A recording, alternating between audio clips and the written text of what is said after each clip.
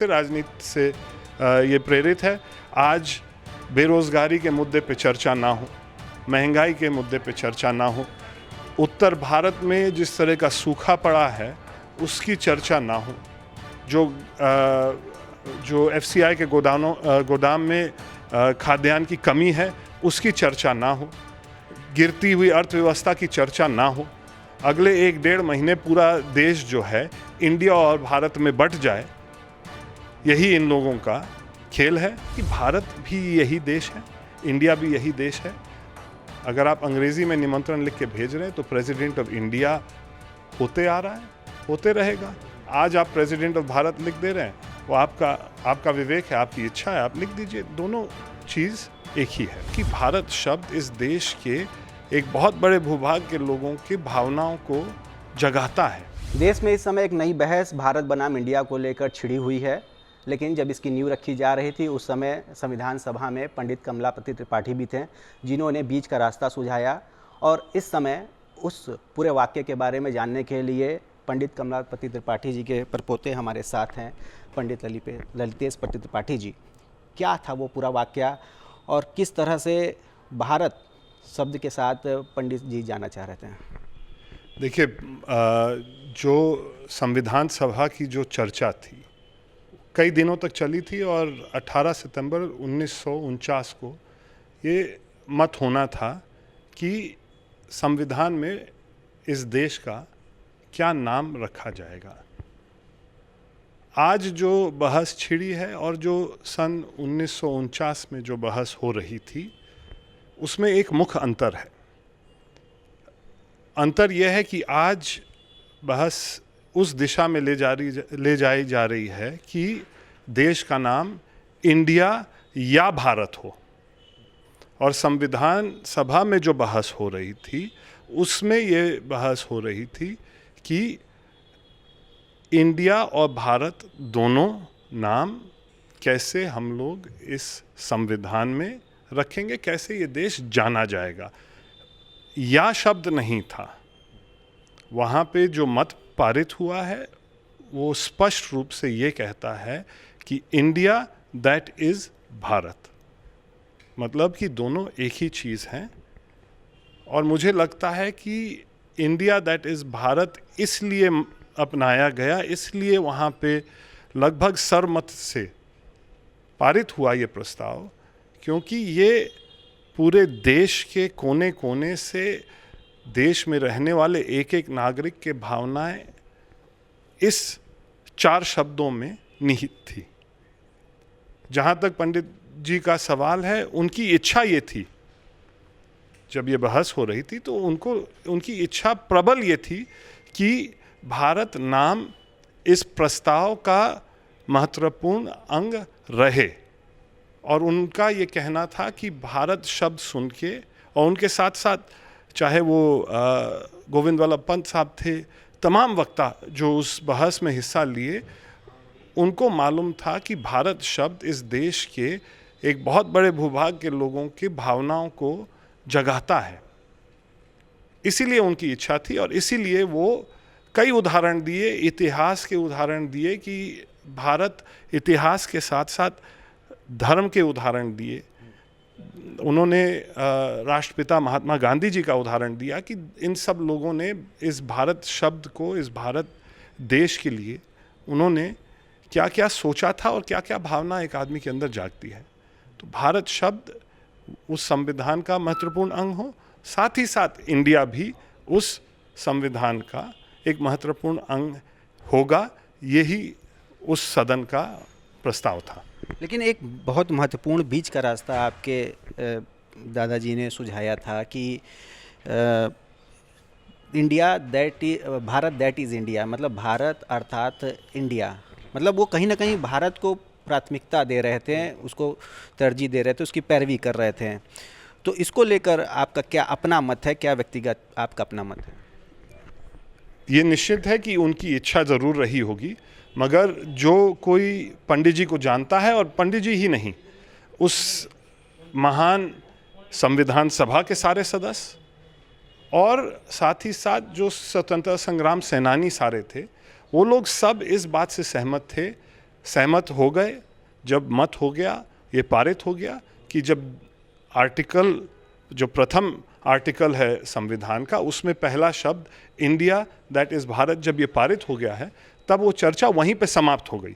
उसके अगले दिन का उस पूरे संविधान सभा का कोई भी वैसा सदस्य का वाक्य नहीं मिलेगा जो कह रहा है कि ये बहुत गलत हो गया। उसका कोई विरोध आगे चलकर कभी नहीं? कोई नहीं। वो जब भारत के पवित्र संविधान में जब वो लिखित हो गया तब फिर वो सर्वमान्य होता है।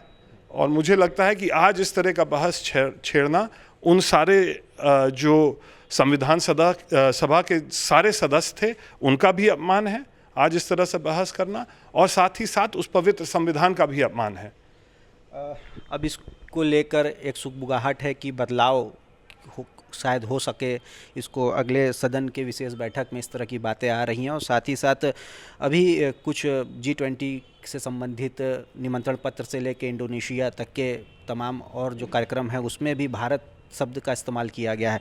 तो जो पूरा परिदृश्य है वो आपको क्या लग रहा है? क्या इस तरह का परिवर्तन, बदलाव सही है? अब देखिए, या किसी तरह की राजनीति से प्रभावित है? क्योंकि अभी इंडिया नाम विपक्षी गठबंधन ने रखा, तो बजाय एक पुरानी लकीर को मिटाने के उसके आगे कोई बड़ी लकीर खींच दी जाए, क्या इस तरह का कोई मत है? देखिए, इन लोग की सरकार को 9 साल हो गया है।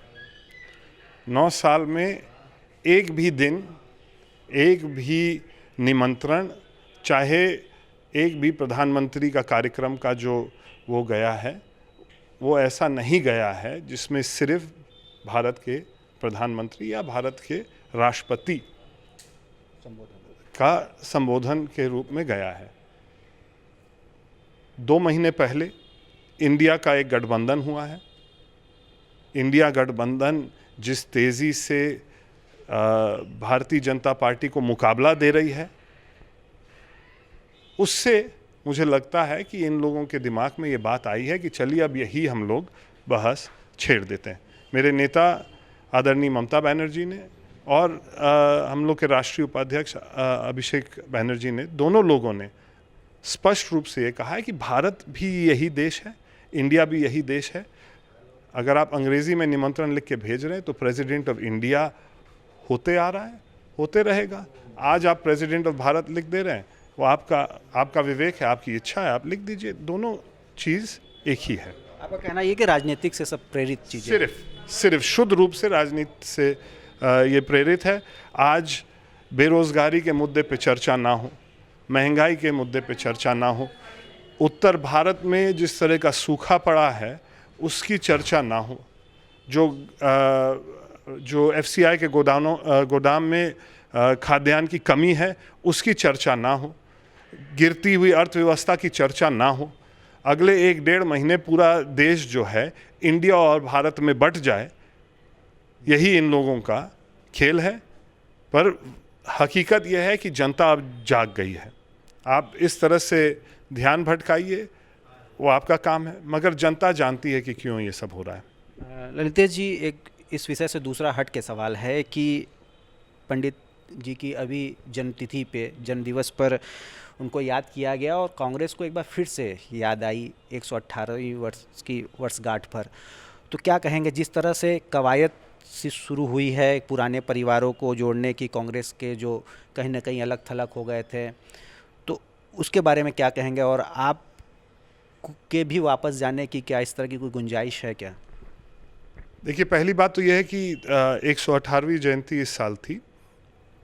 सिर्फ इस साल नहीं, जब हम लोग कांग्रेस पार्टी के साथ थे तो बड़े बड़े कांग्रेस के, चाहे प्रदेश अध्यक्ष रहे हों, बड़े बड़े कांग्रेस के लीडर हर साल जयंती के कार्यक्रम में आया करते थे। प्रदेश अध्यक्ष, वर्तमान प्रदेश अध्यक्ष अजय राजेमी ने कहा कि प्रदेश के सभी कार्यालयों में बाकायदे इस जयंती को मनाया गया। निश्चित रूप से ये मुझे लगता है कि ये पहली बार हुआ होगा कि हर कार्यालय में उनकी जयंती मनाई गई है।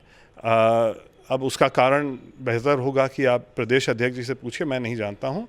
जहाँ तक ये बात है कि पुराने लोगों को वापस कांग्रेस से जोड़ने का जो प्रयास है, मैं उनको शुभकामनाएं देता हूँ।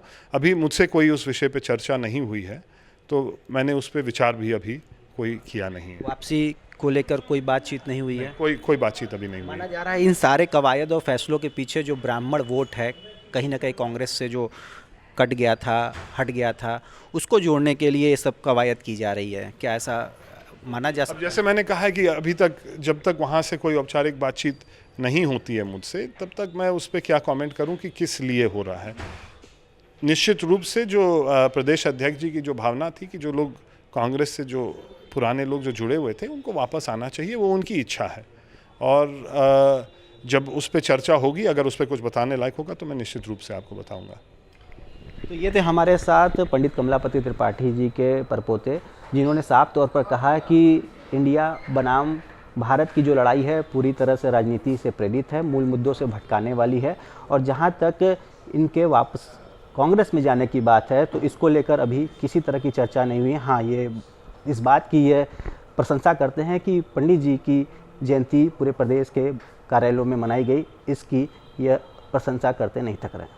रोशन जायसवाल, वाराणसी, यूपी तक।